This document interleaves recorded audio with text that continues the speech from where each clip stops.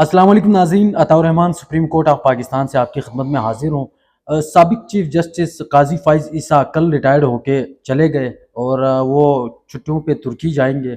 और आज याह्या आफरीदी साहब नए चीफ जस्टिस का हलफ उन्होंने ले लिया ऐवानी सदर में सदर आसिफ जरदारी से। और फुल कोर्ट बुलाने की भी बातें हो रही है कि 28 को बुला लिया गया है। कमर मेकन साहब हमारे साथ मौजूद है, सीनियर जर्नलिस्ट है और सुप्रीम कोर्ट को कवर करते हैं। बहुत शुक्रिया सर। काजी साहब तो चले गए और अभी याह्या अफरीदी साहब आ गए हैं। याह्या अफरीदी साहब के हवाले से बताएं कि वो आने के बाद सुप्रीम कोर्ट में क्या चेंजेस हो सकती है बड़ी लेवल के। अच्छा, एक तो आपके सीनियर कहने से मुझे इख्तिलाफ है, मैं उतना सीनियर नहीं हूँ। तो हमारे लिए तो है ये। नहीं, बहुत शुक्रिया, लेकिन अभी हम बहुत कुछ सीख रहे हैं। बहरहाल टॉपिक की तरफ आते हैं। जनाब याह्या अफरीदी साहब ने हल्फ ले लिया है। काजी फ़ाइज़ ईसा साहब जा चुके हैं और नए चीफ जस्टिस याह्या अफरीदी जो हैं वो हल्फ लेकर अब सुप्रीम कोर्ट में आ चुके हैं और उन्होंने आते साथ एक जो बड़ा फैसला किया है, ज़राए के मुताबिक अभी ये कंफर्म हो रहा है कि उन्होंने फुल कोर्ट बुला लिया है। और फुल कोर्ट मीटिंग के अंदर अता भाई, अगर मामलात डिस्कस होना शुरू हो गए ना कि भाई पिछले दौर में क्या कुछ हुआ और क्या कुछ आगे हो सकता है, उसको अनडू कैसे करना है जो चीज़ें सही नहीं हुई, क्योंकि सुप्रीम कोर्ट के अक्सरियती जजेस समझते हैं कि पिछले दौर के अंदर जो चीज़ें अभी तक होती रही हैं उनको आगे ठीक होना चाहिए। एक तो सीनियरिटी का जो बड़ा वाज़े इस वक्त मामला था और एन आखिरी वक्त पर 26वीं आईनी तरमीम करने के बाद सीनियर तरीन जजेस को साइड लाइन करके जस्टिस याह्या अफरीदी अब चीफ जस्टिस ज़ाहिर बन चुके हैं। गो के वो एक बहुत अपराइट और बहुत काबिल जज हैं, लेकिन जो मंसूर अली शाह और जस्टिस मुनीब अख्तर का एक किस्म का थोड़ा सा ये कह सकते हैं कि उनको पीछे धकेलने की कोशिश की गई है ना, मुझे लगता है ये मामला अंडू हो जाएगा। ठीक है। मुझे लगता है जिसका जो हक था ना, पता नहीं क्यों एक गट फीलिंग आती है कि वो जिसका जो हक था ना वो उसके पास वापस जो चली जा रही है। ठीक है। और इस फुल कोर्ट के बाद अब जाहिर है कि ऑर्डिनेंस भी डिस्कस होगा। जो सदारती तरमीमी ऑर्डिनेंस आया था उसके बाद जो 3 रुकनी जजेस कमेटी तब्दील करके मुनीब साहब आउट हो गए थे, अमीनुद्दीन साहब को काजी साहब ने इन कर दिया था, वो भी डिस्कस होगा। वो अंडू होता है तो फिर उसके तहत लिए गए फैसले अंडू हो जाएंगे। उसके तहत बनाए गए बेंचेस की कोई हैसियत नहीं रहेगी। उसके तहत बनाए गए बेंचेस अगर अंडू होते हैं तो 63A का जो फैसला था वो अंडू होने के खतरात हैं। और जस्टिस मुनीब जो कि ऑथर जज थे वो उसमें शामिल नहीं थे। और मैं आपको एक बात बता दूं आपके प्लेटफॉर्म की वसातत से कि जस्टिस मुनीब ने 63A केस की समात जो रिव्यू पिटीशन थी उसके अंदर बैठने से इनकार नहीं किया था। उन्होंने बेंच की कंपोजिशन के ऊपर तहफुजात रखे थे और कहा था कि जब तक ये तहफुजात दूर नहीं होते वो इस बेंच में जो है वो नहीं बैठ सकते, लेकिन वो बेंच में बैठने से इनकार नहीं कर रहे। तो उन्होंने कहा था कि ये मामला वंस एंड फॉर ऑल पहले से डिसाइड हो जाए, जो ऑर्डिनेंस आने के बाद हुआ था। क्योंकि आपको याद होगा जब प्रैक्टिस एंड प्रोसीजर एक्ट आया था तो उस वक्त जब सबसे पहले इसको सुप्रीम कोर्ट में मुदाखलत करार दिया गया तो उस वक्त जैसे चीफ जस्टिस उमर अता बंदयाल साहब थे, उन्होंने प्रैक्टिस एंड प्रोसीजर एक्ट के ऊपर स्टे दे दिया, उसको रोक दिया, उसकी इंप्लीमेंटेशन नहीं हो सकी थी। जब ऐसा हुआ तो फिर काजी साहब आए, काजी साहब ने अपने दौर में आते साथ फुल कोर्ट बुला लिया और फुल कोर्ट ने यह फैसला दिया था कि प्रैक्टिस एंड प्रोसीजर एक्ट जो है वो दुरुस्त है और पार्लियामेंट की बालादस्ती जो है वो अपर है और वो जो कानून बनाएगी सब उसको मानने के लिए तैयार है। तो अब मेरा सवाल ये है कि उस वक्त काजी फ़ाइज़ ईसा साहब को शायद ये भी सवाल पूछना चाहिए था कि जब फुल कोर्ट बेंच ने वो एक्ट लागू किया है तो उसके अंदर बाद में एक बारीक वारदात डाल के सिर्फ एक तरमीमी ऑर्डिनेंस एक बंदा जो जारी कर दे, अगर तो पार्लियामेंट कानून साजी के जरिए ये करती तो समझ में आता, लेकिन एक शख्स जो बैठा है सदर हाउस में वो सिर्फ एक फॉर्म के ऊपर साइन करता है और आगे जनाब मुकम्मल सुप्रीम कोर्ट की इंतजामी कमेटी तब्दील हो जाती है। ये बड़ा हैरान कुन था। तो उस वक्त भी ये मामला फुल कोर्ट में ले जाने के लिए जस्टिस मंसूर ने भी कहा, जस्टिस मुनीब ने भी कहा। तो अब मुझे लगता है कि chief justice Yahya Afridi chief justice बनने के बाद इस मामले को जरूर सॉर्ट आउट करेंगे वंस एंड फॉर ऑल, और ये फुल कोर्ट में ही हो सकता है। तो 28 तारीख को फुल कोर्ट मीटिंग की जो खबरें हैं वो इस वक्त आ रही हैं और मुझे लगता है कि अगर ये फुल कोर्ट मीटिंग होती है तो मखसूस नशिस्तों के ऊपर फैसले पर अमल दरामद नहीं हुआ ये मामला भी होगा, 63A भी होगा, ऑर्डिनेंस तरमीमी ऑर्डिनेंस जो है वो भी डिस्कस होगा, फिर सुप्रीम कोर्ट के इंतजामी मामलात भी डिस्कस होंगे। और खास तौर पर मुझे लगता है कि सुप्रीम कोर्ट जो अपने रूल्स बनाने का इख्तियार रखता है उसके मुताबिक नए रूल्स भी जो हैं वो हो सकता है अपडेट किए जाए।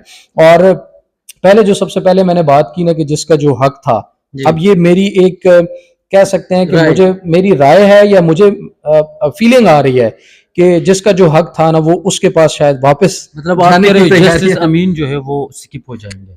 देखिए, मैं जस्टिस अमीन नहीं स्किप हो सकते, वो अपनी जगह पर काम कर रहे हैं। सीनियर तरीन जज कौन थे? जस्टिस सीनियर मंसूर अली और शाह। जी सीनियरिटी के हिसाब से चीफ जस्टिस उनको होना चाहिए था। ठीक है। उनको हटाने की या उनको ना बनाने की वजूहात नहीं बताई गई हैं। पार्लिमानी कमेटी ने जो फैसला किया, उस फैसले के मुताबिक अगर हम देखें तो सबसे पहले उस फैसले के अंदर डिस्कस की गई तमाम तर वजूहात सामने आनी चाहिए थी। देखिए, रीजनिंग बहुत इंपॉर्टेंट होती है जब भी कानूनी और आईनी मामलात होते हैं कि भाई जस्टिस मंसूर अली शाह को क्यों नहीं बनाया जा रहा, जस्टिस मुनीब अख्तर को क्यों नहीं बनाया जा रहा, ठीक है। जस्टिस याहिया अफरीदी को क्यों चीफ जस्टिस बनाया जा रहा है। ये रीजनिंग अभी तक सामने नहीं आई उस पार्लिमानी खसूसी कमेटी की 12 रुकनी जो कमेटी थी। अगर वो ये रीजनिंग भी दे देती तो ये ज्यादा आसानी हो जाती उसके ऊपर कमेंट करना कि भाई सीनियर तरीन जजेस को बाईपास करके एक तीसरे नंबर वाले चीफ जस्टिस बनाए गए। तीसरे वाले चीफ जस्टिस बनने पर भी एतराज नहीं है, कोई गुनाह नहीं है, कोई बुराई नहीं है, कानून के तहत बने हैं। लेकिन जो जो एक लंबा अरसा अपनी जुडिशरी के अंदर गुजार कर आते हैं और वो एक इस मकाम पर, इस ओहदे तक पहुंचते हैं, तो वहां तक आकर उनको जाती पसंद नापसंद के ऊपर एक दफा साइड लाइन कर देना, ये मेरे ख्याल में मुनासिब नहीं। और अदलिया के अंदर इस वक्त इस तरह की बेचैनी मौजूद है। एक और जो सबसे अच्छा काम हुआ है ना, वो आज ये हुआ है कि सुप्रीम कोर्ट की वेबसाइट अपडेट कर दी है। उसमें चीफ जस्टिस तो याहिया अफरीदी साहब हैं, जाहिर है उन्होंने हल्फ लिया है, अब ओहदे पर मौजूद हैं आईन कानून के मुताबिक, जो मौजूदा कानून है उसके मुताबिक। लेकिन सेकंड मोस्ट सीनियर जज जो है वो जस्टिस मंसूर अली शाह है, और उसके बाद जस्टिस मुनीब अख्तर है, फिर जस्टिस अमीनुद्दीन है। जबकि लाहौर में जब आलिया नीलम साहिबा को बनाया गया था तो वहां पर जो सेकंड और थर्ड का जो कॉन्सेप्ट था ना, वो तब्दील कर दिया गया, और जस्टिस आलिया नीलम साहिबा के बाद वाले जो सीनियर तरीन थे वो प्यूनी जज लिखे और पढ़े जाते हैं। तो यहाँ पर ये चीज नहीं हुई। सही। उसके बाद आज सुप्रीम कोर्ट के अंदर जो हैपनिंग्स हुई हैं, जाहिर है वो कुछ डिटेल मालूमात ऑफ द रिकॉर्ड भी होती हैं, तो उनके मुताबिक कुछ चीज़ें ऐसी हुई हैं कि अब आगे जो तब्दीलियां हैं वो बज़ाहिर मुझे नज़र आती होती हुई बड़ी बड़ी तब्दीलियां जो है ना वो नज़र आ रही। इस हिसाब से भी कि हुकूमत के लिए तो मुझे कोई बहुत बड़ी अच्छी खबर नहीं लगती। हुकूमत ने अगर अपना किबला दुरुस्त ना किया, इस वक्त मुल्क के हालात जो हैं, आईन कानून की जो नाइंसाफ़ियाँ हो रही हैं, इंसानी हकूक़ वायलेट हो रहे हैं, लोगों को उठाना मारना, मतलब बहुत सारी चीज़ें ऐसी हो रही है, वो बदलनी पड़ेंगी उनके ऊपर। याहिया अफरीदी साहब भी जो है ना वो कंप्रोमाइज। एक और चीज़, याहिया अफरीदी साहब को काजी फायज ईसा ना समझा जाए, ठीक, ये बहुत बड़ा शिफ्ट है एक, ठीक है। और काजी फायज ईसा साहब में और चीफ जस्टिस याहिया अफरीदी साहब में बहुत बड़ा फ़र्क है।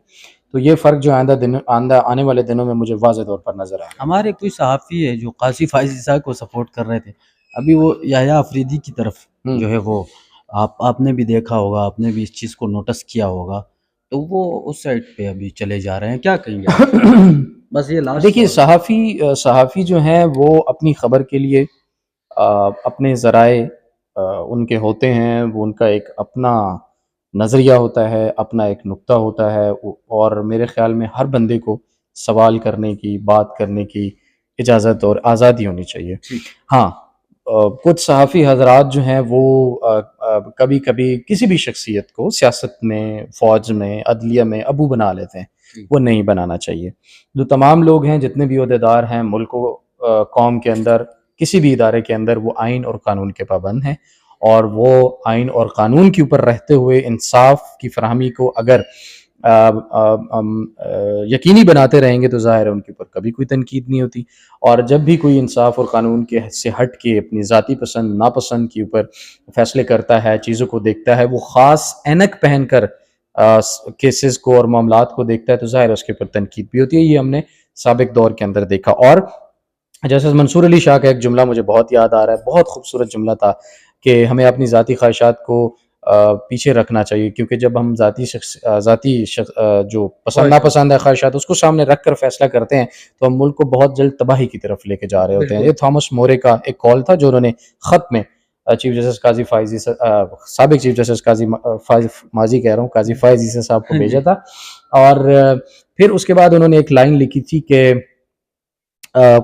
लोग हमें देख रहे हैं कि हम क्या कर रहे हैं, तो तारीख जो है वो कभी माफ़ नहीं करती। ये मेरे ख्याल में सबसे आसान और अहम तरीका होगा कि सब याद रखें ये चीज़।